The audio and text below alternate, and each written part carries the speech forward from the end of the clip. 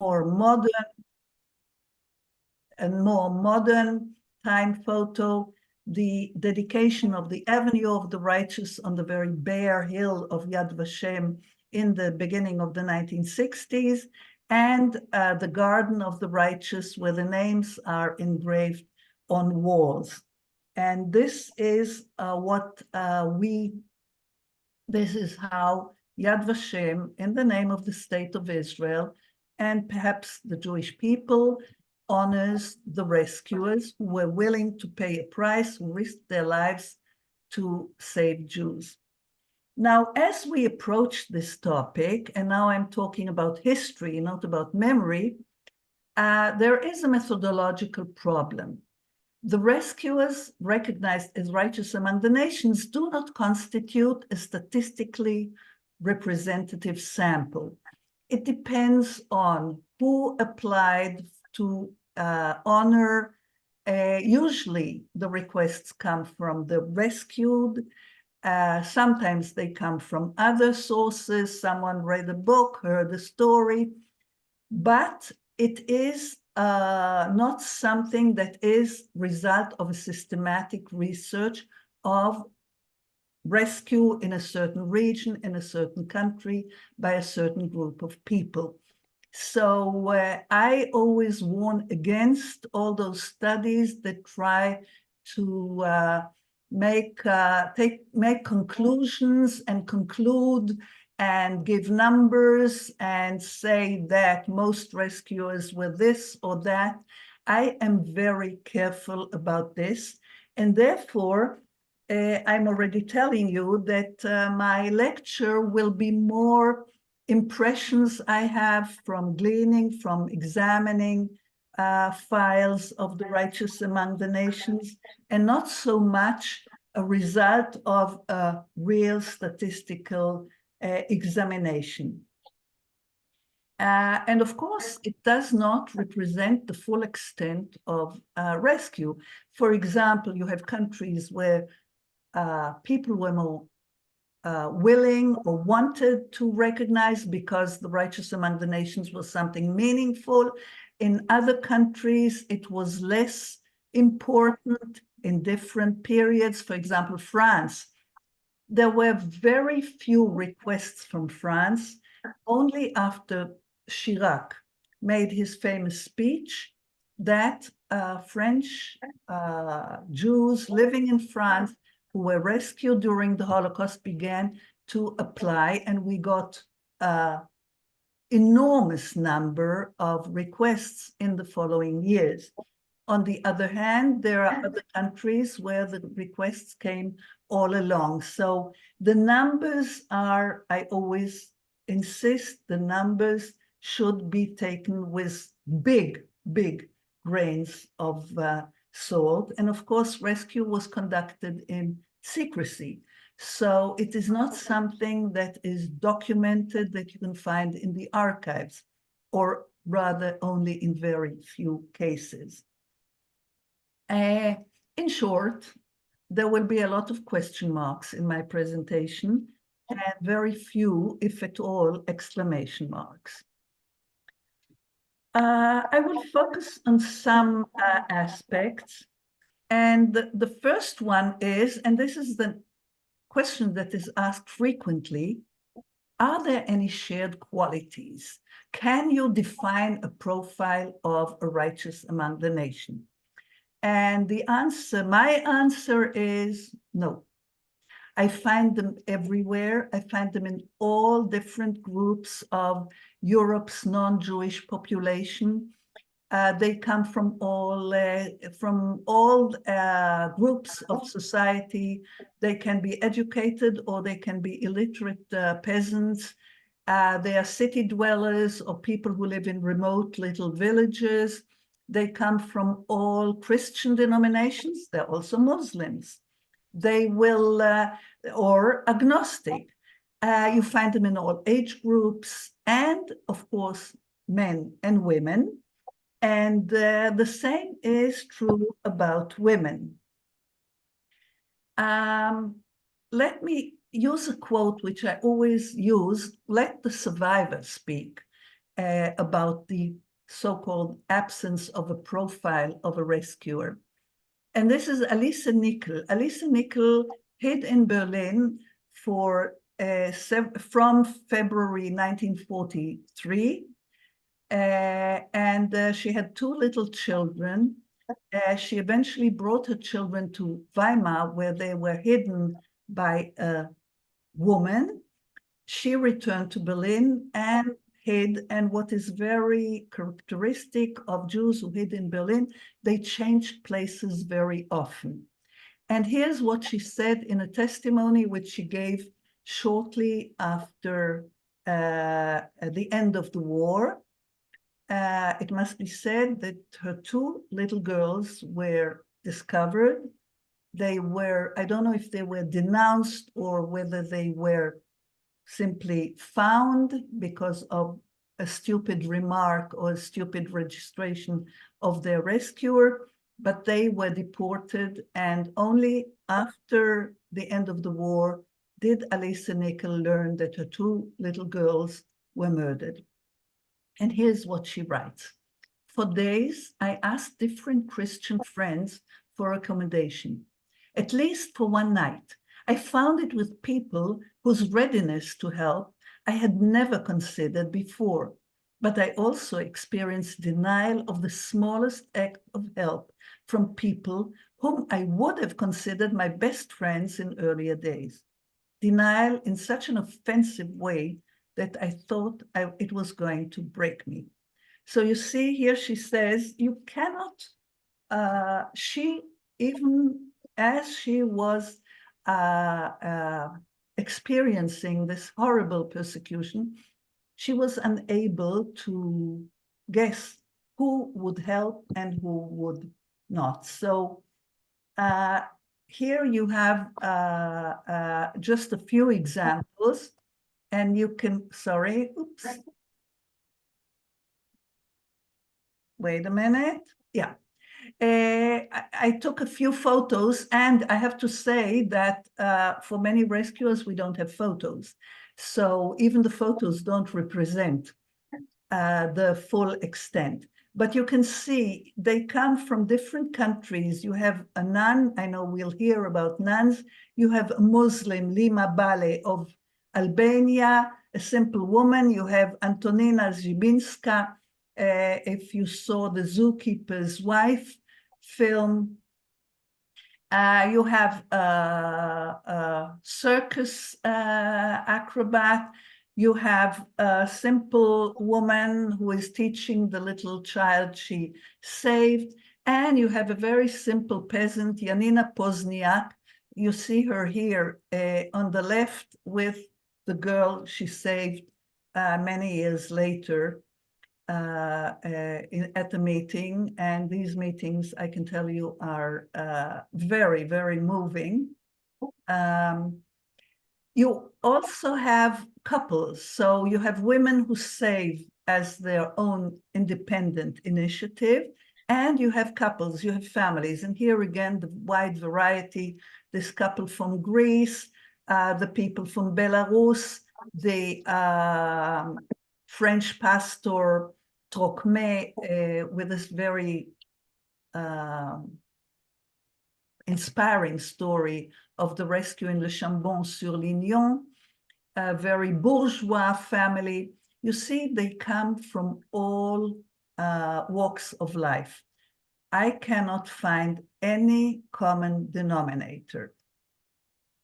And then, of course, there are also women who are involved in rescue networks. I just chose three examples. Żegota in Poland. On the left, you have Zofia Kosak-Sztucka, who actually began the whole thing. She created a committee which later became Żegota, this organization of Jews and non-Jews that saved thousands of children and helped many Jews in hiding. And on the right, Irena Sendler, who is so very well known, who a social worker in Warsaw, who smuggled children out of the ghetto. So here you have a typically a typical rescue organization where women play a very important role. The question will be, what will happen to these women after the war? Will they return to their position, their traditional position, or will they become leaders in certain fields? I don't have an answer. Then you have another choice I took is André Yellin Ershkovitsky from Belgium. Again, this is a movement. This is an organization, Comité de Défense des Juifs, which is helping Jews. It's Jews and non-Jews. André Yellin is a Jewish member. She was a young teacher, and she was scandalized when she first saw her students with a yellow star. This was for her the beginning. She told all the students in her class to put on aprons so the Jewish star of the Jewish students would not be visible. And later, this anger she had, she translated it into becoming, and this is a real heroine, hiding children, finding hiding places, moving them from one, visiting them, and she did something very important.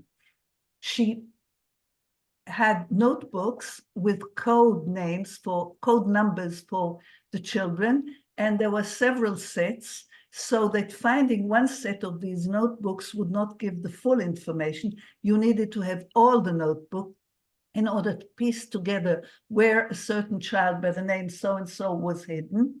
And after the war, these notebooks served to return the children to their families if they survived, or to the Jewish people. André Yellin, you have here a photo of her during the war, and a photo with one of the children she survived during a visit at Yad Vashem. And then back to Germany, Helene Jacobs is a simple secretary in Berlin. She's a Protestant, a Lutheran. She's very, very religious. And together with people, with women, I think mostly in her church in Dahlem, they begin to help Jews, to send parcels, to support persecuted Jews. And eventually she becomes a very important link in a rescue network. It's not really an organization, it's just a network, again, with men and women. And here is how she explained, and I find it I think it's very poignant, her explanation. I had never been involved in any illegal activity, but my world fell apart and I wanted to protect it. On January 30th, 1933, when Hitler came to power, I had lost my homework. This was her motivation. So these are just a few examples of people, of women who were involved in rescue networks. And in many cases, they were the important links, especially when it came to saving children. They played the most important role because they had to go and convince Jewish parents to separate from their children and to hand the children over so they could put them into hiding. And this was not a very easy decision for these parents. So again, professions, women, we find women in all professions, but there are some professions which are very typical of women, and these are the nannies and the maids. And here again, I have three examples. Gertruda Babilinska from Poland, who was the nanny in a family, in a very wealthy Jewish family in Warsaw. The mother decided to flee to Lithuania. Gertruda went with her and the boy, and they arrived in Lithuania. There, the mother died, and before dying, she told Gertrude after the war to take her son and bring him to the land of Israel. Gertrude saved the boy, and after the war, she took him and came with him to Israel. And we have several stories of nannies who not only saved, but also later joined the survivors of the Jewish families and came to Israel. Another example is here on the right, Haria Imeri, a gypsy woman who worked for a Jewish family in Kosovo, and she took the little girl, brought her to her village, and hid her there.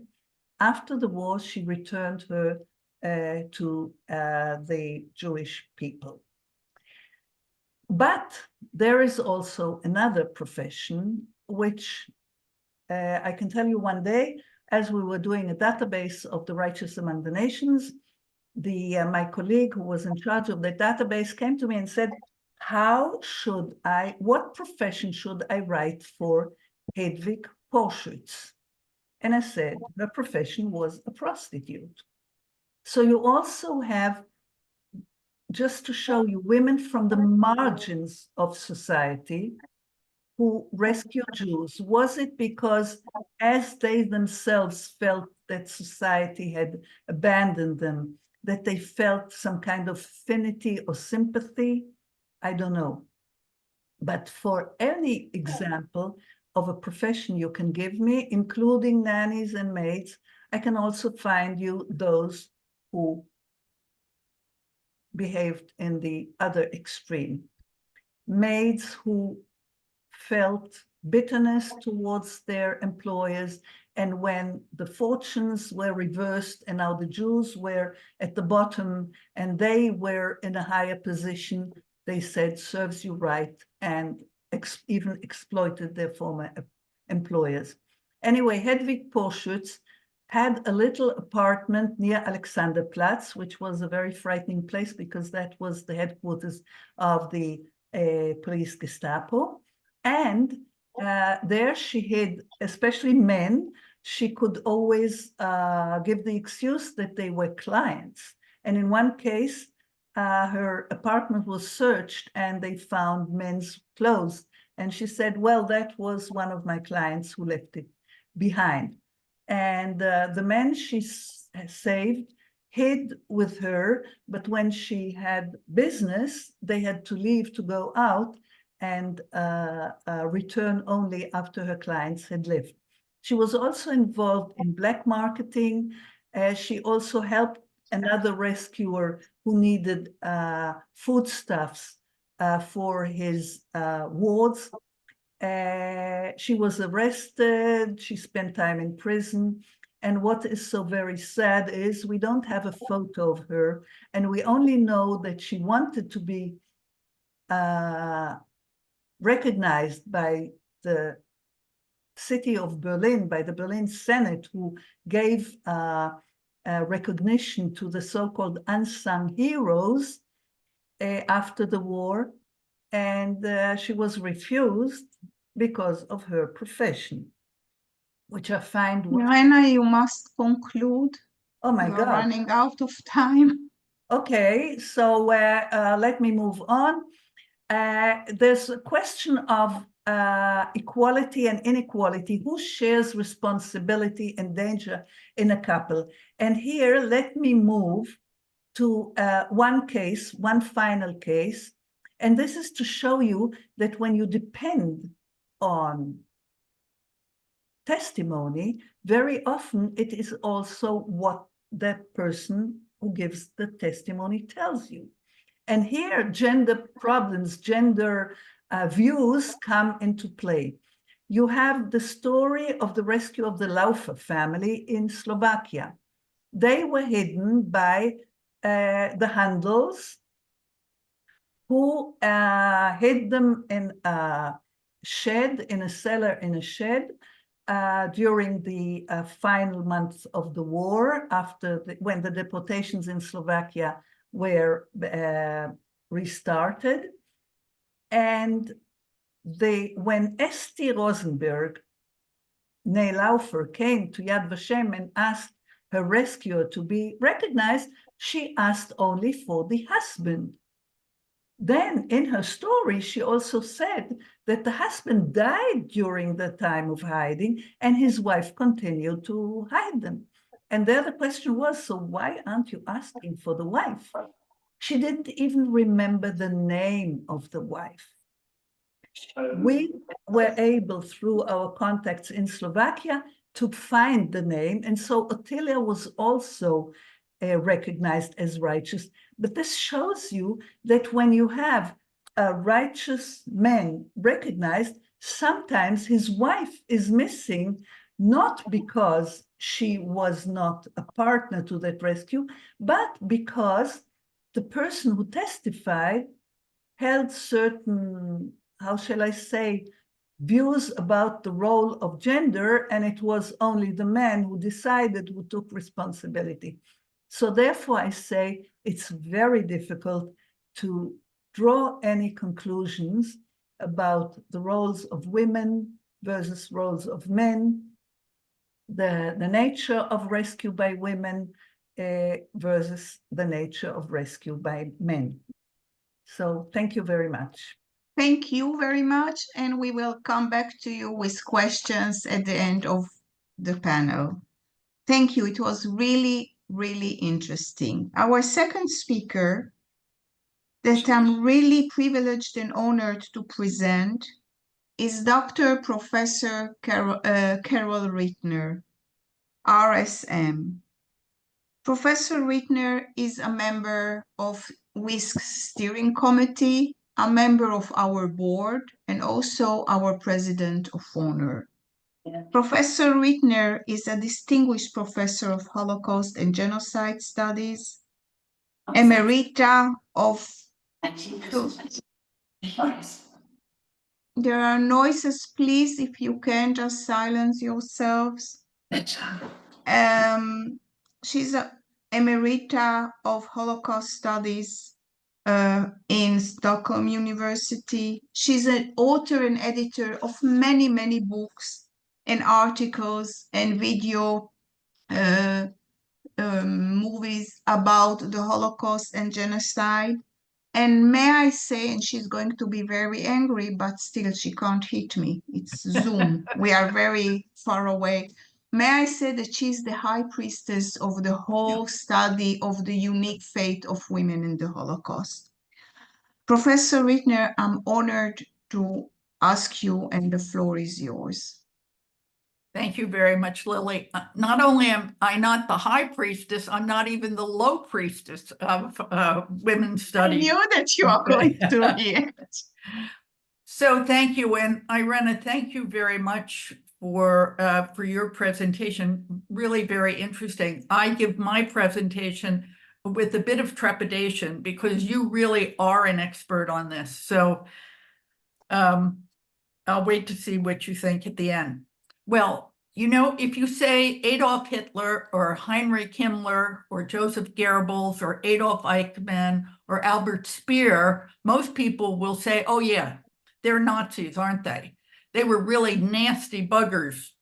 But if you say Claire Walsh, Margit Schlachter, Anna Burkowska, Maria Agnes Tribioli, or Elizabeth Hasselblad, most will say, who? Never heard of them. Those women aren't well known, and they probably never will be, but I think they should be. Why? Because these women impacted, even changed history.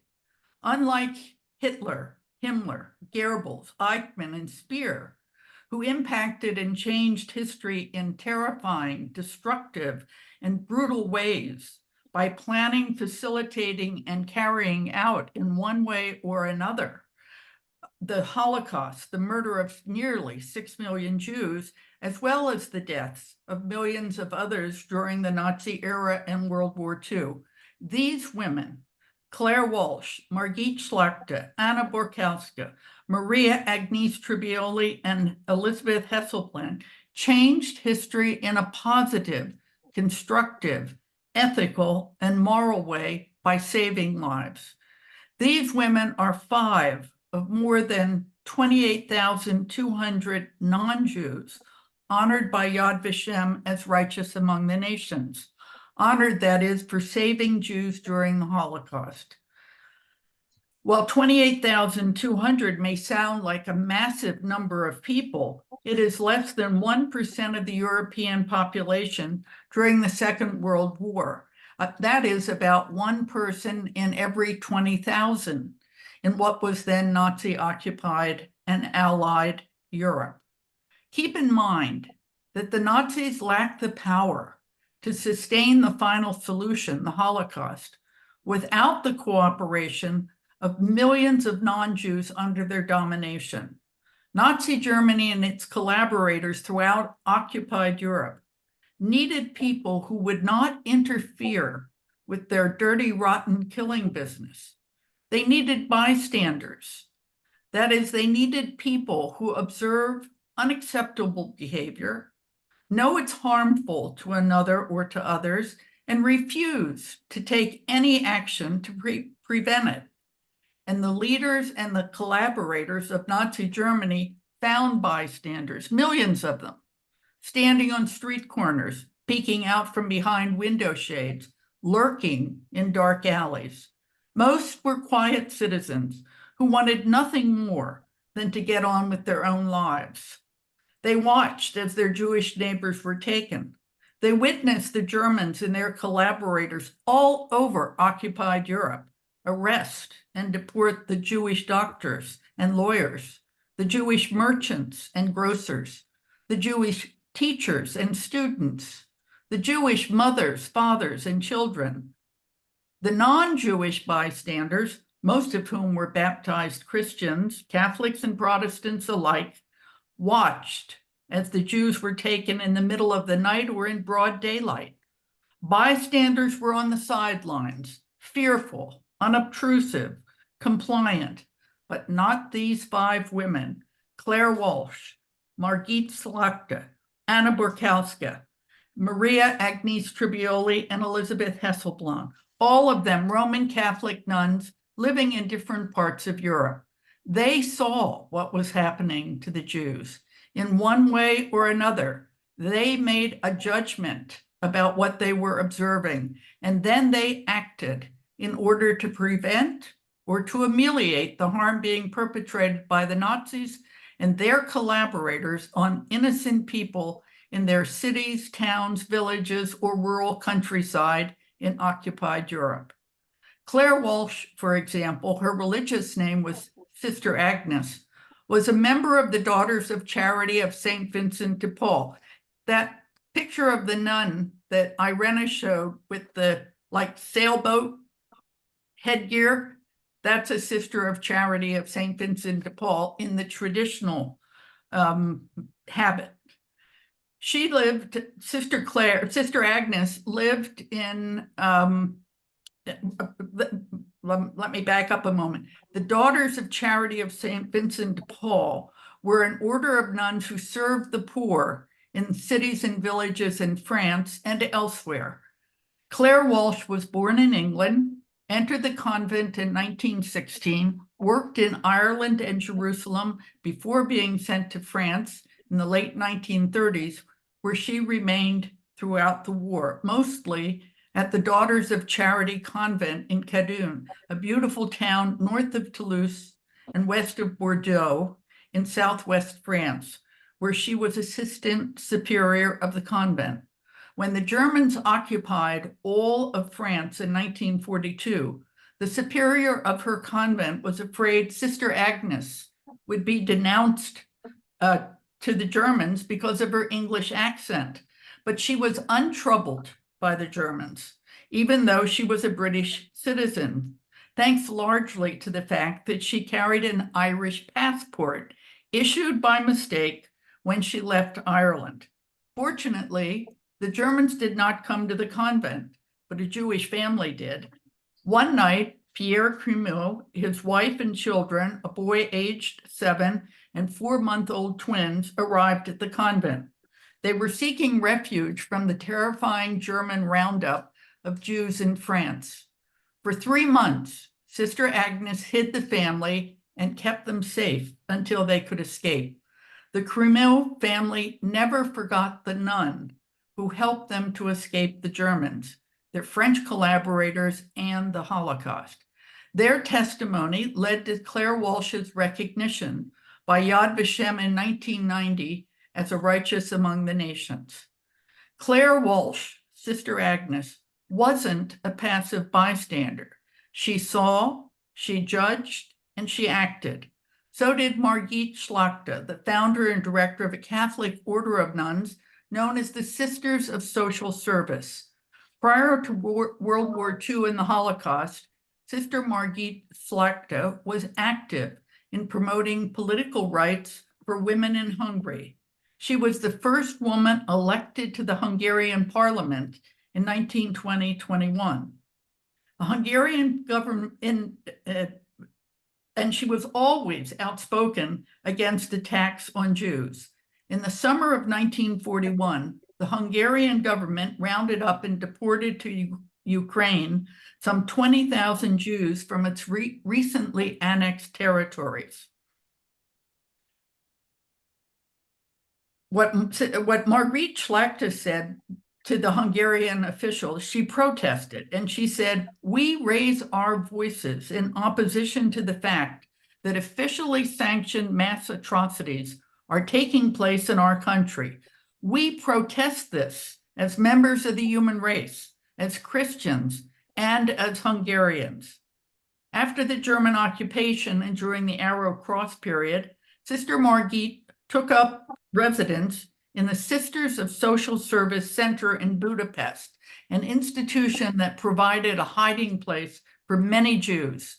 It was located opposite the 14th District Arrow Cross Party headquarters, a building notorious for being a place where Jews were tortured and murdered. At one point, Arrow Cross gangs invaded the center and carried out a brutal hunt for Jews. Sister Margit herself was physically attacked by one of the Arrow Cross men. Through it all, she remained calm, called for help from the Vatican representative in Budapest, and continued to do what she could to protect the residents of the building, voicing her strenuous opposition to the search. Hundreds of Jews, both well-known people and everyday citizens, owe their lives to this feisty and determined nun, committed to human rights and the human dignity of all people. On February 18, 1969, Yad Vashem recognized Sister Margit Schlachte as righteous among the nations. Over the years, we've learned a lot about bystanders during the Holocaust. I'm thinking, for example, of the work of Ervin Staub, the American psychologist from the University of Massachusetts in America. I'm thinking also of the work of Victoria Barnett, the former director of the Program on Ethics, Religion, and the Holocaust at the United States Holocaust Memorial Museum in Washington, D.C. There's also the work of the Canadian anthropologist Francis Henry, who contributed to our understanding about bystanders during the Holocaust. Bystanders were not the criminals. They weren't the ones who forced the Jews into ghettos, stole Jewish goods or property. They weren't the ones who rounded up Jews and stuffed them into boxcars and gas chambers, or forced them naked into deep pits, then massacred them. No, bystanders were not criminals, at least not in the usual way in which we think about criminals as those who actually commit the crime. Most people, you know, are decent enough for ordinary purposes. Most people cannot be blamed for not being heroes. A hero, like a murderer, is an exception.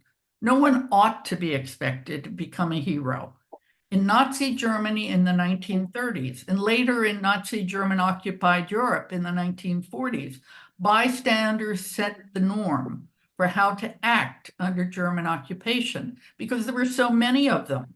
It was bystanders who defined what was common and what was uncommon, what was exceptional and what was unexceptional, what was heroic and what was ordinary. Whoever saves a single life, says the Talmud, is as one who has saved an entire world. These are the astounding souls who refused to stand by as their neighbors were being hauled off to the killing sites. They were willing to see, to judge, and to act. Whatever they did at risk of their lives. It is typical of them to deny any heroism. It was only decent, they say. But no, most people are decent. The righteous are more than decent. They are good. And goodness is a quality that is as mysterious as evil. Take Anna Borkowska and Maria Agnes Tripolioli, both nuns, one the mother superior of a small convent of Dominican nuns located in Kolonia Wilinska, a town near Vilna, Lithuania. That was Sister Anna Borkowska. During the war, she aided Jews in her area who were being persecuted by the Nazis. During the summer of 1941, thousands of Jews were massacred in Ponary, a site about 6 miles from Vilna. Sister Anna agreed to hide 17 members of Jewish Zionist youth groups for short periods of time in her convent. Later, she helped the Vilna ghetto underground by sneaking weapons into the ghetto. Sister Anna even showed resistance leader Abba Kovner how to use some of those weapons. The Nazis found out about Sister Anna and her activities in 1943. In September, she was arrested, the convent was closed down, and the other nuns scattered elsewhere. Sister Anna survived her arrest, incarceration, and the war, and in 1984 was designated as righteous among the nations by Yad Vashem. The other nun, Sister Maria Agnes Tripolioli, was from Florence, Italy.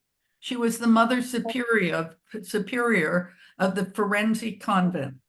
The Cardinal Archbishop of Florence, Cardinal Ella Dalla Casa, asked the nuns at the Forensic Convent to help Jews, but he never ordered them to do so. It was the mother superior of the convent, Sister Maria Agnes, who made the decision to host and help endangered Jews, even though it put her and her nuns in great peril.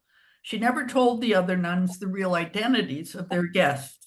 She presented them as homeless refugees, but keeping them, hiding them, put her life, their lives, and the lives of her nuns at risk.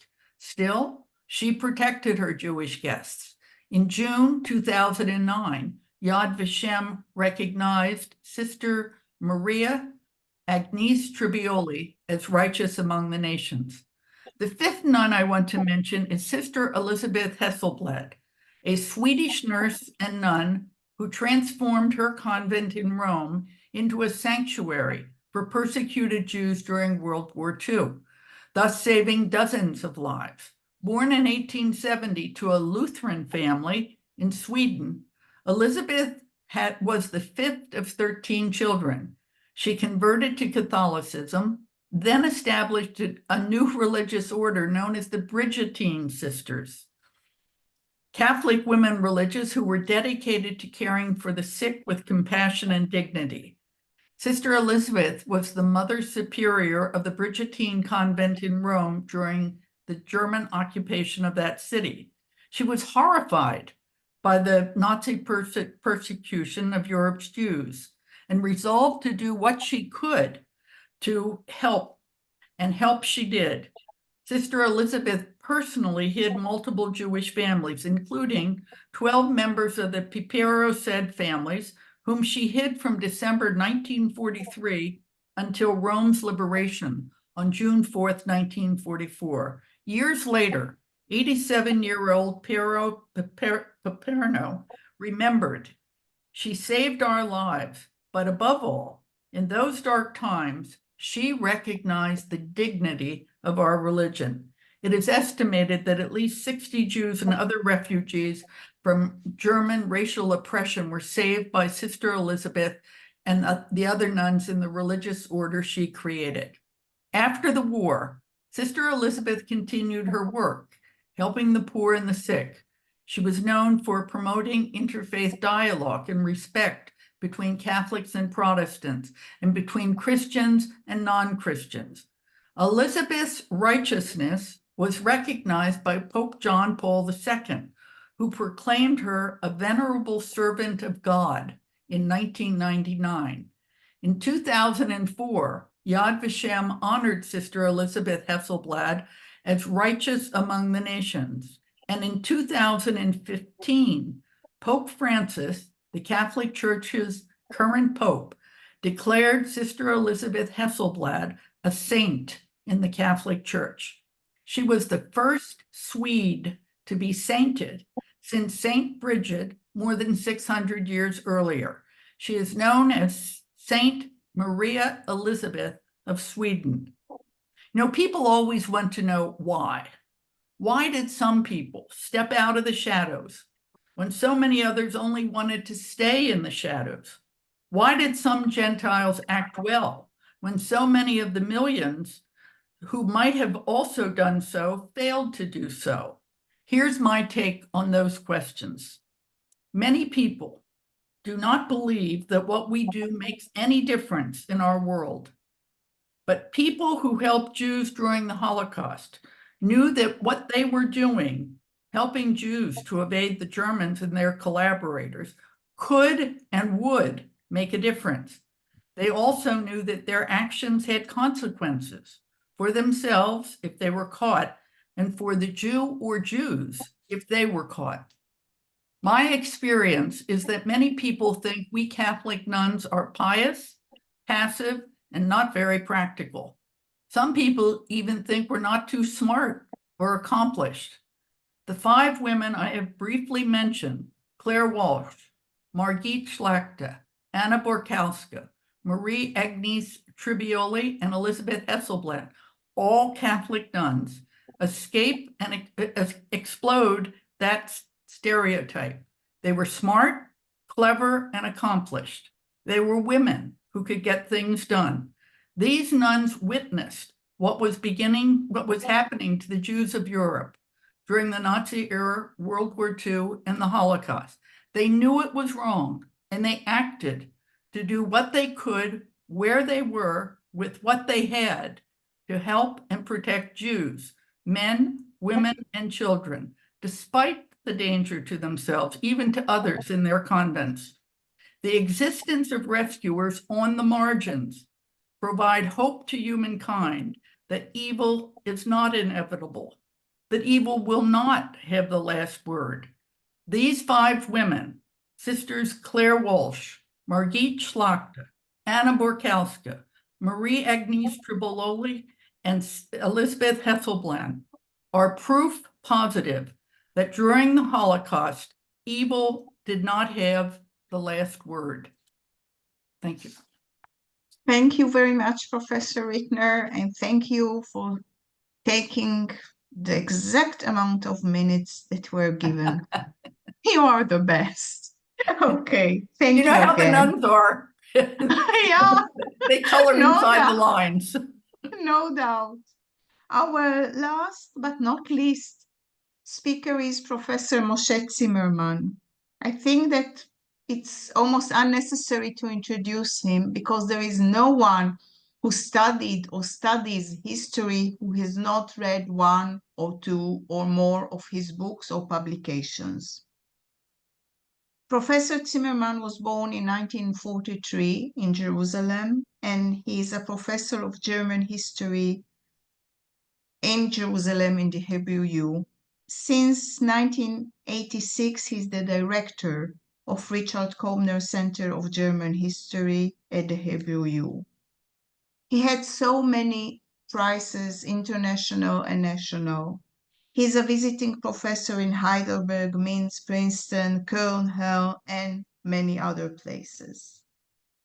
Professor Zimmermann has published his books and works in German, English, Hebrew, and many other languages about nationalism, anti-Semitism, the history of sport, film history, and German Jewish history, as well as Holocaust. Holocaust studies collective memory in Germany and Israel and the German-Israeli relations. Professor Zimmermann is involved in many TV interviews and newspaper interviews and writes very often in the newspaper articles about current events, especially in Haaretz, which I'm very pleased to read. Professor Zimmermann is a member of WHISC's steering committee, and if I can very humbly say, he was my professor 200 years ago when I was a PhD candidate. So, Professor Zimmermann, the floor is yours. Moshe? Thank you very much. Thank you very much for inviting me to talk about such a topic, women as rescuer during the time of the Shoah. I'm going to talk about the famous Rosenstrasse. I assume that most of the people know exactly what I'm going to talk about, but I'll take a roundabout way, and we'll start with a woman called Ruth Andreas Friedrich, who was recognized by Yad Vashem as a righteous among the nations. She was a German woman. She was living in Berlin. She was a journalist.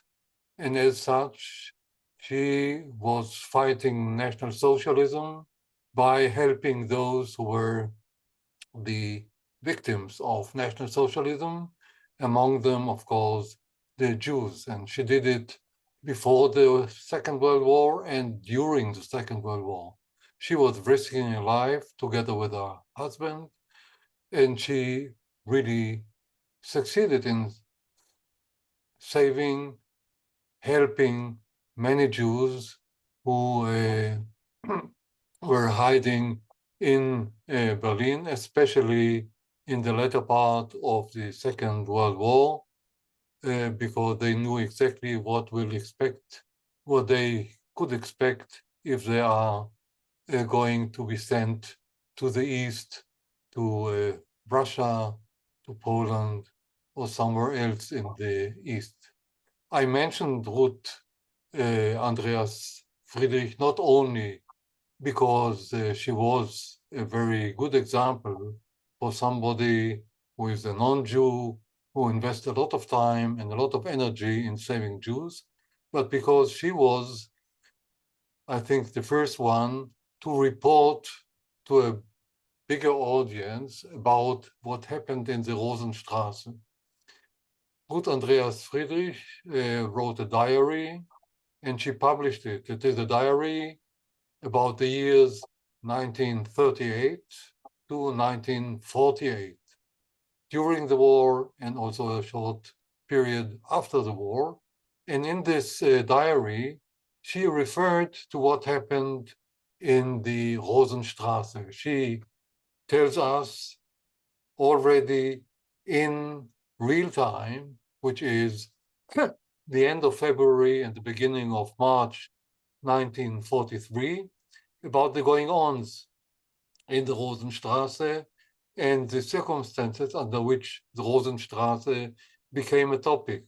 The circumstances are the German authorities, the Reichssicherheitshauptamt, decided that it is about time to get rid also of the Jews who were working in the war industry in Berlin. People, Jews, who were saved until this late date, which is the end of February 43, because they were working for the war industry and because they were able to work there because of their special status. They were the husbands, mainly husbands, of women who were not Jewish, what is called in German Misch-Ehe. They were living in mixed marriage, and this is how they were saved until February 43, and the decision that was taken by the authorities, especially from the Reichssicherheitshauptamt, was to get rid of them now because they should be switched or swapped by pure Germans, by Aryans, to do the jobs, mainly women that has to get the jobs in the war industry. So the decision was taken already by the end of 42, but it was implemented only by the beginning of 43. The army needed the trains to the east for other purposes during this time. So it was postponed to the end of February 1943. And the operation, which was called the factory operation, began on February 27th. Many thousands of Jews who were working in the war industry were rounded up and sent to the east. 2,000 out of those were living in mixed marriage, and these were not sent directly to the east. They were sent to a building which belonged to the Jewish community in Berlin, in the Rosenstrasse, and were held there for something which people didn't know exactly what it is going to be. Are they going to be sent to the east, or is there anything else that will be done with this group of about 2,000, mainly Jewish males in the Rosenstrasse? The information about the factory operation, the information about sending people to the Rosenstrasse was known to those in opposition to the regime already in real time by the end of February and the beginning of March 2043. And what happened to those Jews was that their relatives, their women, their wives appeared.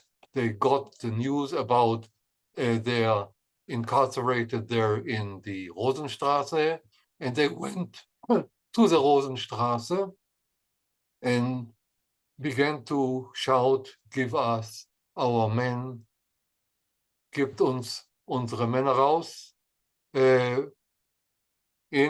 on the street, in the public, in the open, and people learned about it, not only if they were in the opposition, but also if they are a part of the machinery.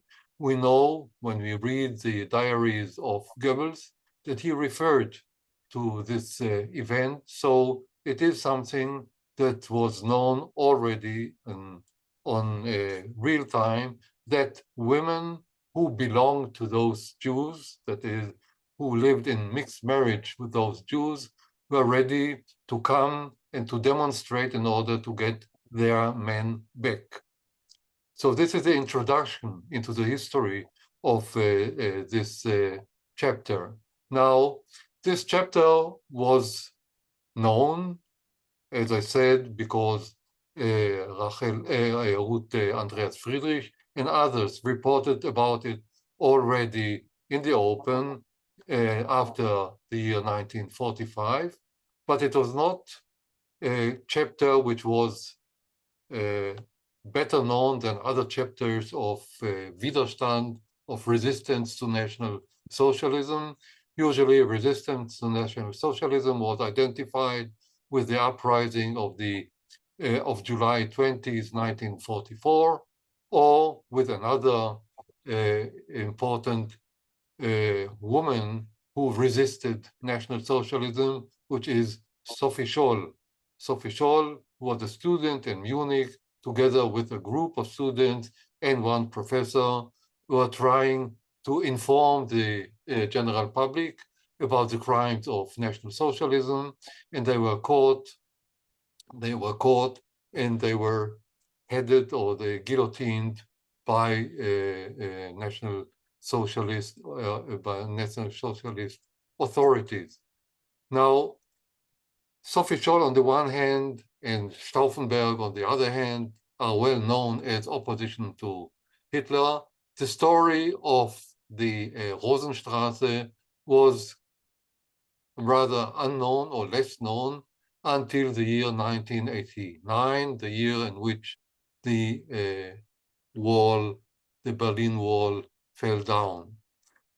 It is mainly thanks to one historian called Stoltzfus, Nathan Stoltzfus, an American historian who, writing his PhD, started to delve into the topic, and he published a book about the resistance of the heart, the resistance of those women in the Rosenstrasse in the year 1943, published it 6 or 7 years after the fall of the Berlin Wall. And since then, this story became a well-known one. His book got a lot of prizes, a lot of attention in many newspapers and many journals. The story became well-known since, let's say, since 96. A memorial was erected on the spot in the Rosenstrasse, which is in the middle of Berlin, not far away from Alexanderplatz, and on the other hand from the Friedrichstrasse. It is in the middle of Berlin, and this explains why it became so important for the regime already in 43. A demonstration in the middle of Berlin, Berlin Mitte, is something that you can't ignore, and you have to decide what to do with it.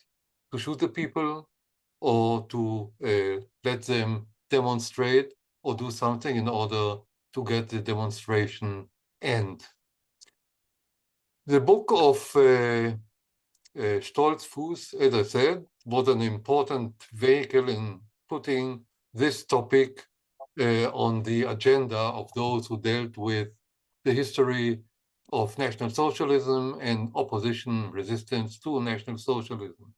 But there was another woman who contributed very much indirectly to a historiographic discussion about this story.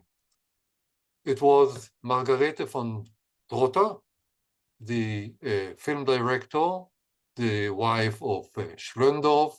Both were very important directors for those who know German film history after 1945. And she produced and directed a film called Rosenstrasse. The film made this story public.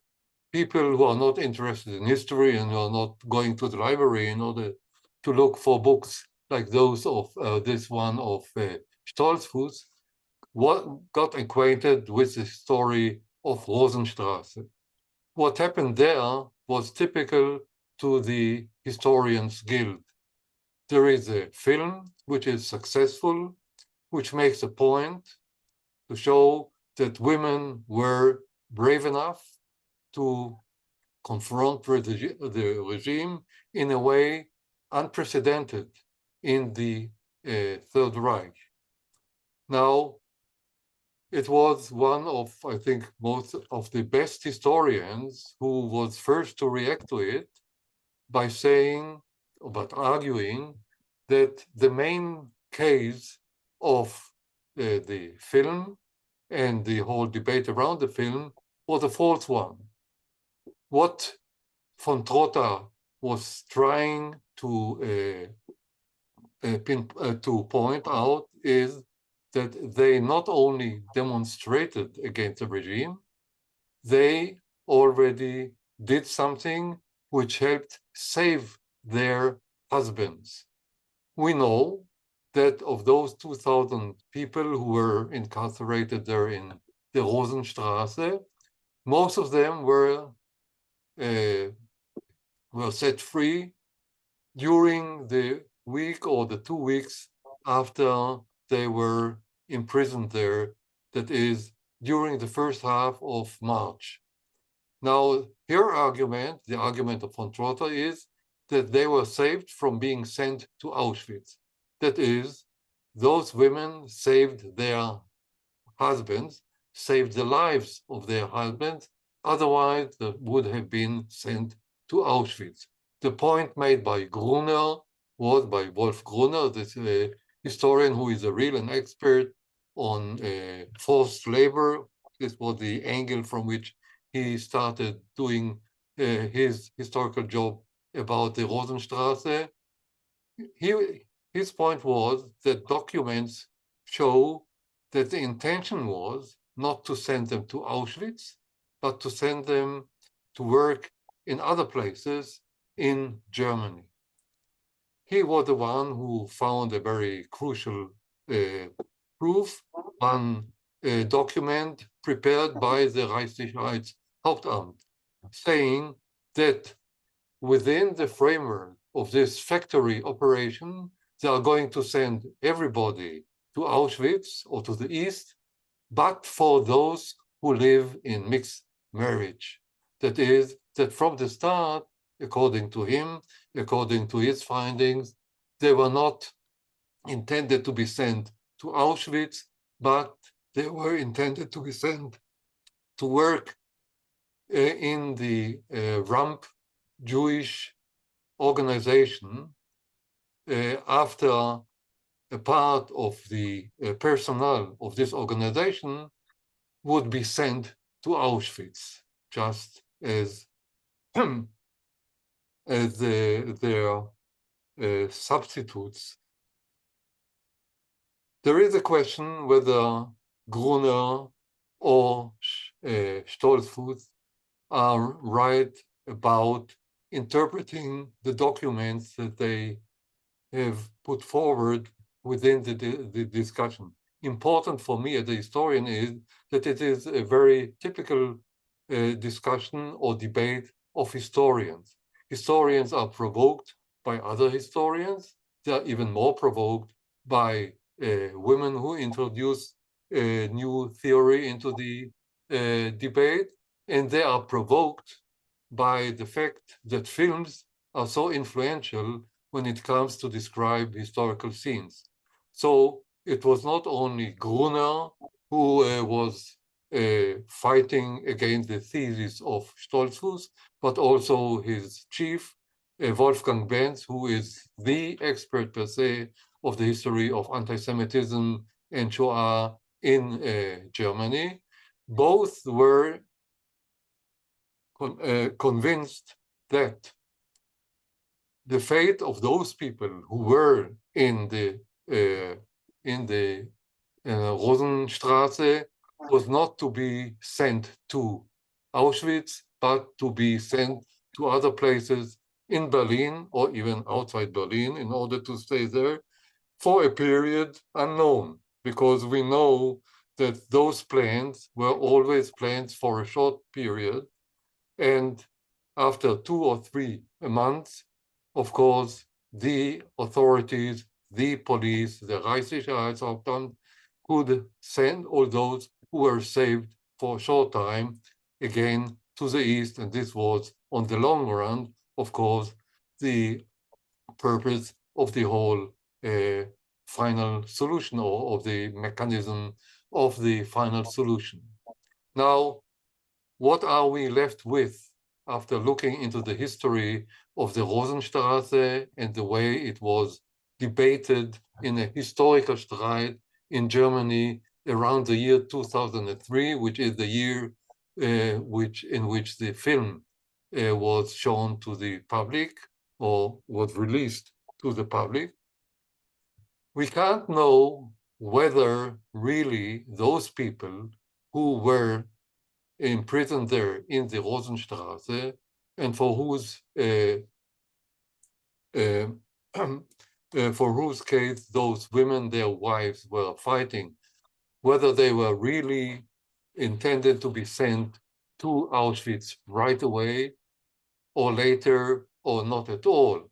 What we know is that the regime was always trying to deceive. Deception was a part of the mechanism of the operation of the final solution. Eichmann was a master of deception, and we don't know in what way this deception would have developed after 2, 3, or 4 months. But the decisive element or decisive result of such a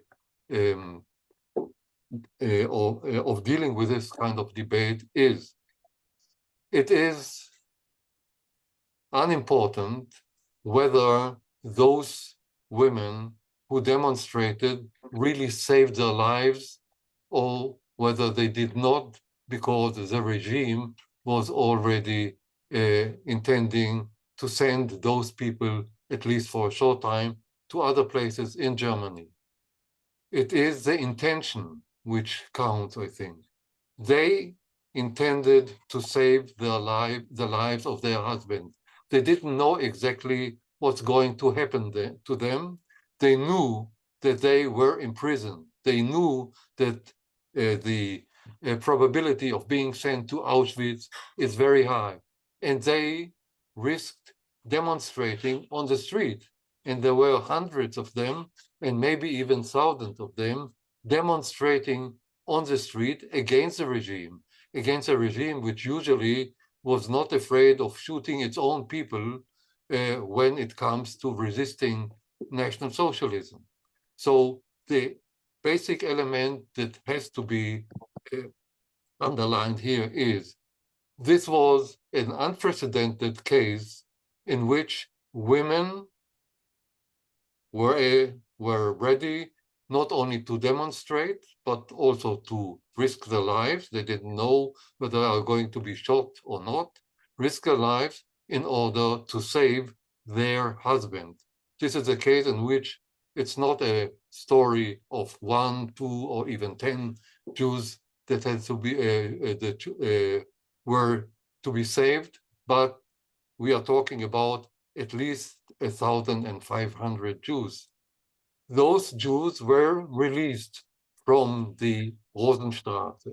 We don't know until today to what extent they were released only because the authorities found out that it was by mistake that they were sent there, or not. They were released maybe also because of the pressure that was put by the demonstration. The fact that Joseph Goebbels in his diary mentioned them, and he mentioned also his calculation. It's not the right place or the right time to do the job radically at the moment, because we are now, and we have to think about it, we are just in the months in which Stalingrad, Stalingrad fell, Stalingrad, which is the major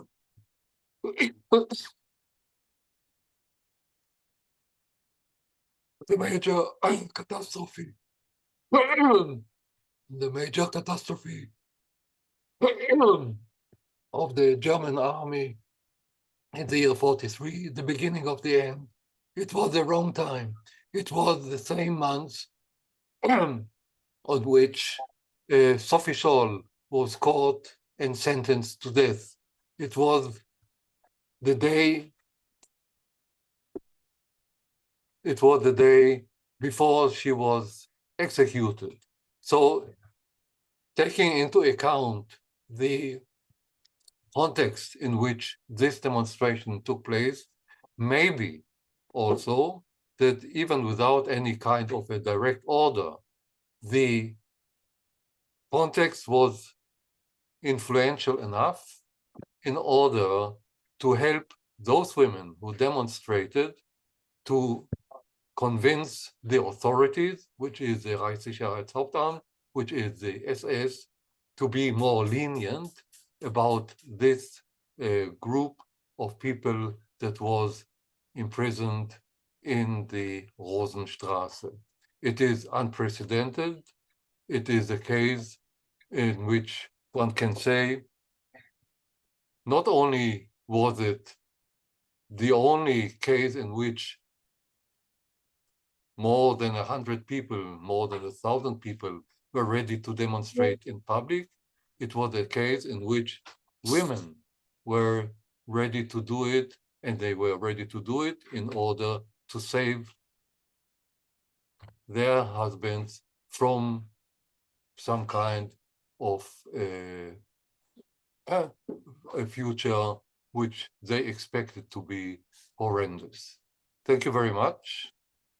Thank you very much, Professor Zimmermann. Now we have a few moments for questions to our three distinguished speakers. But before that, I would like to announce that we are going to re-meet next year at the end of February for a new season with very interesting and challenging panels. So now, are there any questions from the audience? If none, then I have a question to Professor Zimmermann. Do we have examples that men endangered themselves to save their wives? Like the women of Rosenstrasse? This is a story of a mixed marriage according to the German law. Mixed marriage could be both ways. Aryan men with the Jewish woman, or the other way around, an Aryan woman taking a German man. There is a difference in the status.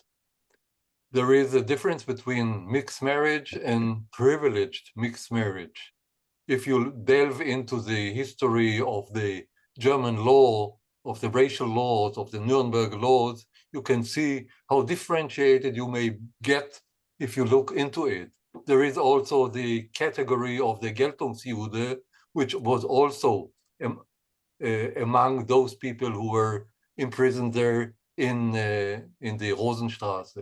But men who were not ready to divorce their wives, they saved their lives. And for a price. They were not sentenced to death because of it, but they had to pay a high price. This again goes in both ways. Those who read the Victor Klemperer know about an Aryan wife who saved her husband, who was a Jew, Victor Klemperer, who left us with his diaries, which are most important. So, in general, you may say there were many men who were brave enough in order to stay with their wives in order to save them. There is one prominent example. I won't go into too much details.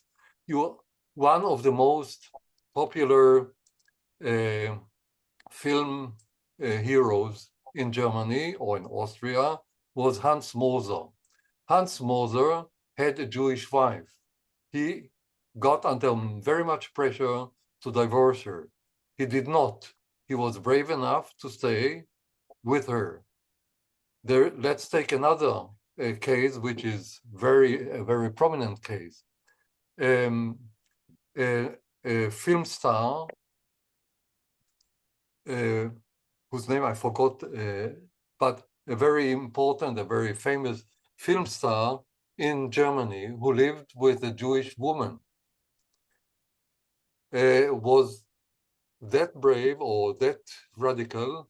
Not only did he stay with his wife, but when she was intended to be sent to the East, he decided to commit suicide together with her.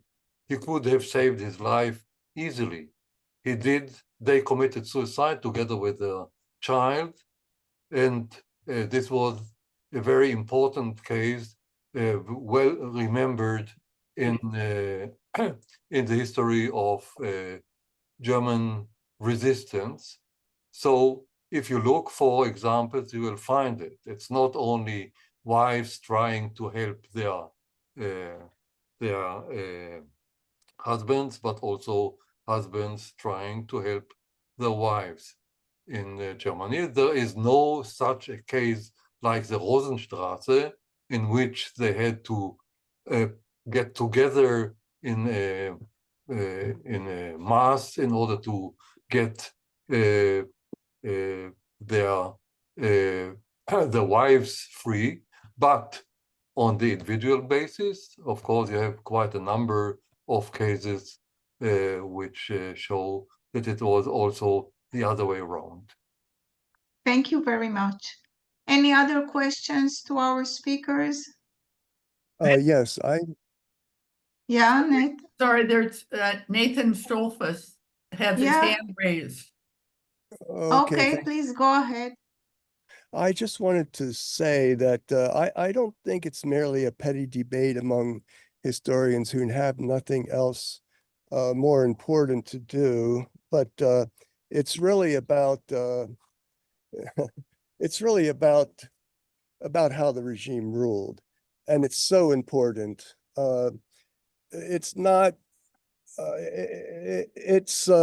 There are contexts that show that the regime really shied away from these public scenes. There are other, public scenes where the regime gives way. And here I want to mention not just Goebbels' diary in March of 1943, but in November 2nd, 1943, Goebbels says specifically, we've been giving into the street and we're giving away our authority each time we do that, and soon we'll have no authority. And then, there are contexts that have been overlooked that show that how the regime ruled in these cases of public unrest that need to be brought out that have been overlooked. Secondly, I would say that in terms of documents, it's very important to look, you mentioned, Professor Zimmermann, very importantly, the fact that Gestapo documents are deceptive. I mean, they had all kinds of ways of deceiving so that that was a favorite tactic, as you said. But we have correspondence, which was not propagandistic or was not meant to deceive, between the Reichssicherheitshauptamt in Berlin and Auschwitz work camps in Buna that were promising this was all in context since October of 42, where the people, the IG Farben and others who had moved their work camps to Auschwitz had been promised a number of slave laborers who it just wasn't there yet.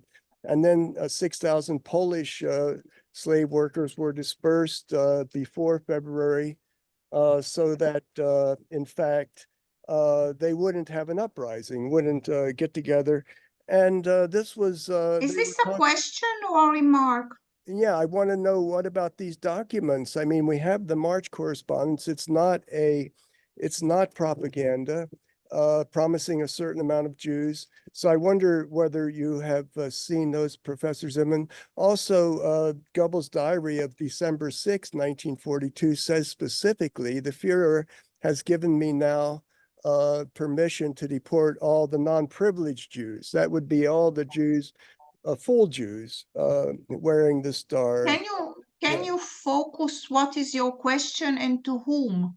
Well, my question is to Professor Zimmermann about why this is seen merely as a petty debate, because it's really about how the regime ruled in ways that have been overshadowed. Secondly, I've noticed that there are efforts recently, and only recently, to diminish the number of German Jews who survived, according to the best statistics we have from the Reichsvereinigung. And, Bruno Blau, who says that about 10,000 Jews survived an intermarriage in Germany. And now we have sources like Deutsche Welle and others saying, oh, there were just several hundred who survived. So And also, didn't it matter? Okay, please let Professor Zimmermann answer you because we are really behind time. Okay, thank you very much. I'm very happy to see you on the screen because you are the expert, Nathan Stolzfuß, on this topic. It's not I'm not criticizing your part in the discussion. I'm criticizing the way that in Germany usually you have those historical streit. The main thing, as I said before, is that this was an outstanding event in which those women demonstrated and maybe even influenced the regime. I agree with you that the regime was very attentive to public opinion in its own way. Otherwise, they didn't need the reports of the SD in order to find out what people think. They were always afraid of the repercussions of what they do to Jews when they send them to the East. This is why Eichmann was trying to deceive, and Goebbels also tried to do the same. Goebbels was the one behind the decision of Hitler already in September 41 to get rid of the German Jews altogether. So if there are already, after a year, several 10,000 of Jews in Germany, it is of course in the interest of Goebbels to get rid of them.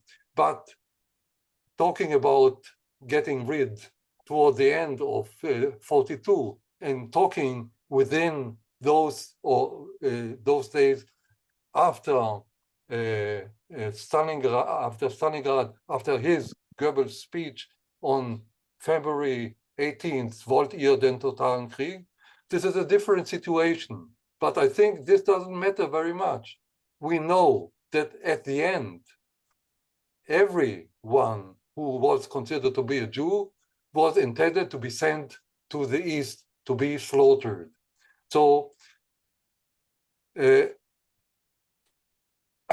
the end, one might say, I think that you were right with your thesis about those women not only trying to demonstrate for the sake of demonstration, but doing a job which helped saved or was intended to save the lives of those about 2,000 Jews of mixed marriage who were in prison there.